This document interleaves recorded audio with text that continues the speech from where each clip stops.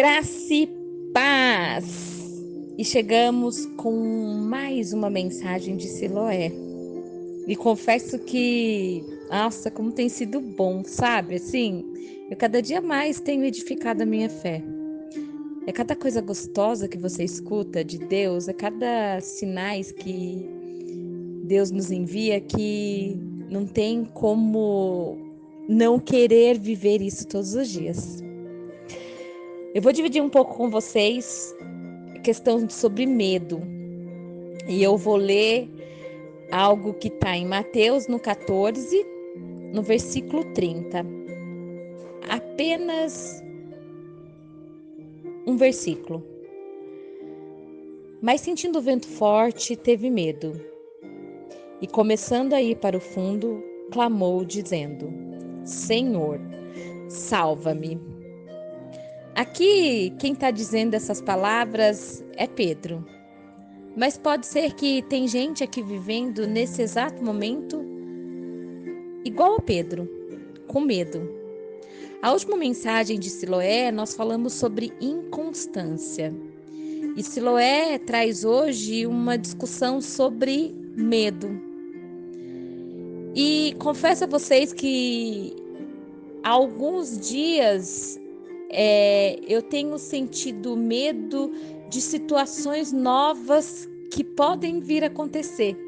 Estranho isso, né? Eu fico imaginando assim, como eu posso ter medo de algo que eu nem tenho certeza. E ontem eu escutei uma ministração que falava justamente sobre isso. Sermos inconstantes, medrosos, duvidosos e até mesmo incrédulos.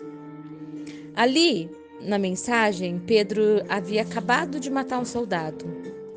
Ele já tinha andado sobre as águas e agora morrendo de medo. E com a gente não é diferente. A gente oscila de muita coragem para de repente estar morrendo de medo. E sabe por quê? Porque ainda não entendemos de fato de quem somos filhos, de quem é por nós, de quem é o nosso verdadeiro caminho, de quem nos livra, de quem escolheu o dia e a hora. A questão é que essa balança ela tem que ter um certo equilíbrio, porque muitas das vezes a gente viveu tudo, sabe o que vai acontecer ali na frente, se continuar a ficar insistindo e mesmo assim tem medo. O cenário da pessoa que tem medo quase sempre é o mesmo. E daí se você parar para pensar, mas por que alguém que tem tanta coragem de se posicionar, ao mesmo tempo tem medo da própria coragem? Engraçado, né? Porque muitas das vezes a gente tem coragem para decidir alguma coisa. Coragem para decidir ali no culto, de acreditar, de confiar, de se entregar. E daqui a pouco essa coragem já se esvazia. Ela toma uma proporção de medo, de incerteza, de dúvida mesmo. Esse é um dos pontos mais importantes. A posição do crer e logo depois do descrer. Tem gente que sai de casa dizendo que Jesus é maravilhoso e depois volta para casa dizendo que ele não ouve, não responde, não faz. Se parar para pensar, o que mudou? Jesus é o mesmo. Tua vida é a mesma. O que mudou, na verdade, foi a circunstância durante este período. Foi a nossa posição em frente a essa circunstância, a esse obstáculo que surgiu, essa adversidade que veio, repentina. E o que eu quero dizer é que somos filhos. E nenhuma seta prevalece naquele que é filho de Deus. Deus não precisa estar te provando isso a toda hora. É você que tem que compreender que é. É você que tem que crer e continuar crendo. Quando a gente conhece nosso Pai e sabemos que Ele é poderoso para fazer além do que impedimos e além do que imaginamos, a gente não tem que temer. Só que tem muita gente ainda se assustando com aquilo que não é novidade, mas sim realidade. Se para pensar, quantas vezes o vento contrário vem? Quantas vezes o pai não veio conter ele? Então, por que o medo, se o cenário é o mesmo? E se você sabe que ele faz, e que ele faz para mim, e que ele faz para você, porque quando a gente busca, a gente tem resposta dele.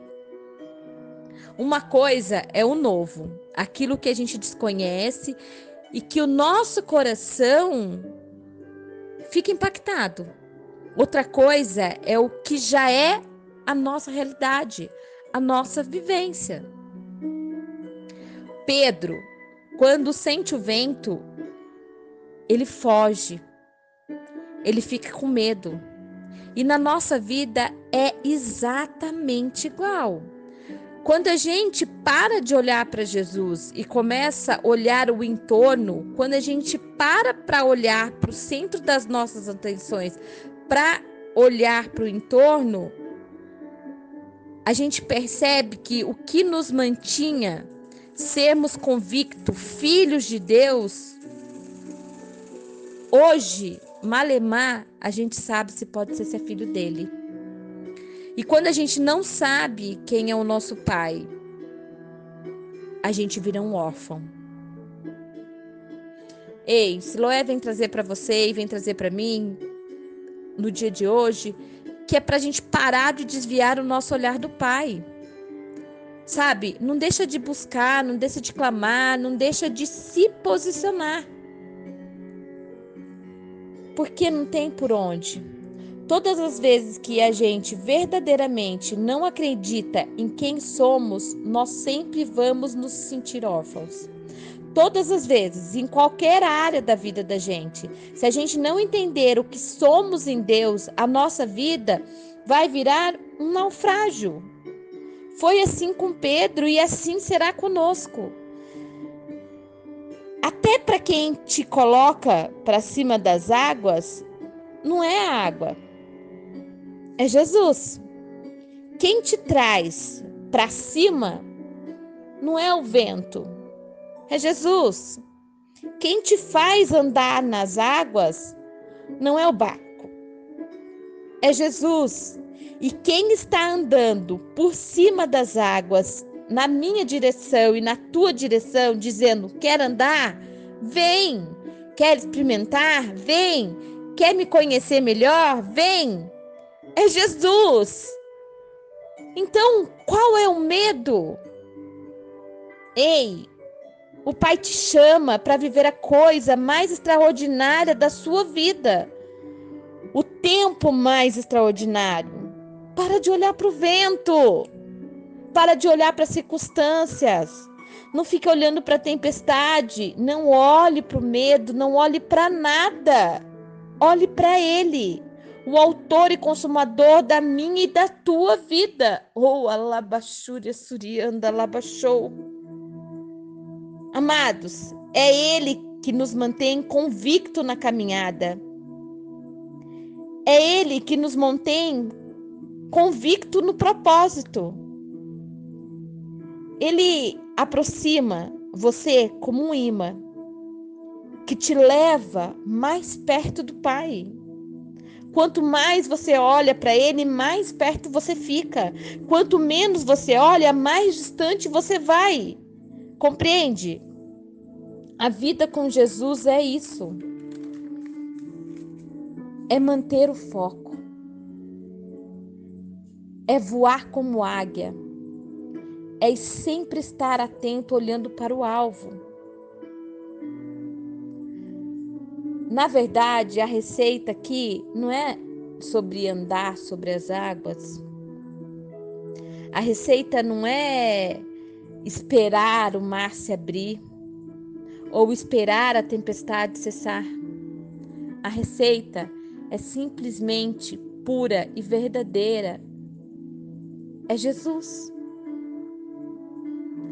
Para de ficar olhando para as circunstâncias, para as coisas que não são de Deus para a tua vida. é posição, é crer. É crer que Ele vai fazer além do que você pode imaginar. É crer naquilo que é impossível aos teus olhos, aos olhos humanos. É acreditar que aquela porta vai abrir pelo nome de Jesus. Já deu certo. Tem muita gente que já viveu isso. Muitos que estão nesse caminho, vivendo isso. E sabe como? Crendo. Porque tudo, exatamente tudo é possível ao que crê. E se você crê nessa palavra, distribua essa receita, que é a busca, a intimidade com o Pai, através do seu Filho Jesus. Um beijo grande no coração de vocês, aproveite o final de semana, sabe? Não fique só preso às mensagens de Siloé, não. Se entrega. Busca dessa presença. Acredita.